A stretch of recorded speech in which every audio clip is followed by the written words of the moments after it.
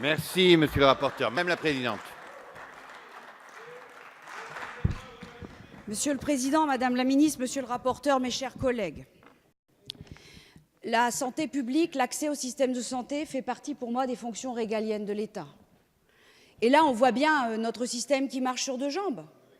On a un service public assuré et on a des gens qui disent « moi, c'est ma liberté d'installation, incitez-moi à y aller, sinon j'y vais pas ». Moi, honnêtement, et madame la ministre, je ne vous prends pas en traître, vous connaissez ma position.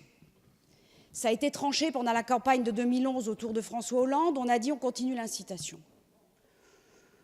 Mon propos est grave parce que je crois qu'aujourd'hui, nous avons des territoires qui vont encore se désertifier malgré les incitations. Ces incitations, ce sont des concitoyens qui les paient. La rémunération de tous les professionnels de santé, ce sont nos concitoyens qui les paient. Cotisations sociales, adhésion complémentaire, reste à charge non remboursé et en plus les incitations. Je veux bien. Ce n'est pas aujourd'hui qu'il faut le faire, c'est trop tard, c'est dans 6 mois, c'est les présidentielles, on verra. Mais de toute façon, l'opinion publique se retournera un jour, et je le dis gravement aux médecins qui nous regardent, elle se retournera parce qu'elle finance ce système. Et ce jour-là, elle dira, vous les politiques, de droite et de gauche, je veux un médecin.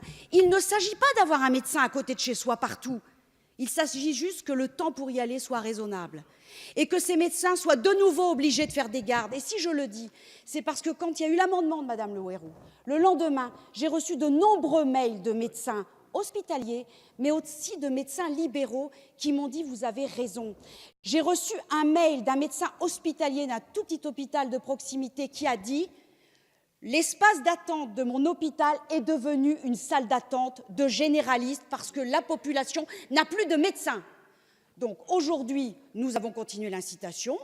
Je dis dont acte, nous continuons.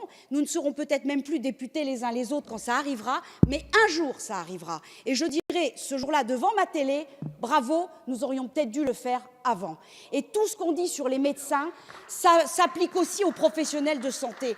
Et quand je reçois les différentes corporations, ça va des psychothérapeutes, ça va aux ergothérapeutes, ça va tous les professionnels de santé du Code de la santé publique. À force d'aider les médecins, même si sur le fait, la décision politique a été prise, et je la soutiens puisque c'est ainsi, on est en train de créer un clivage énorme et faire monter un mécontentement des autres professionnels de santé qui aujourd'hui dépendent en grande partie, leur activité dépend en grande partie de la prescription des médecins et mécaniquement, quand il n'y aura plus de médecins, il n'y aura plus non plus les autres professionnels de santé. Voilà ce que j'avais à dire. Merci.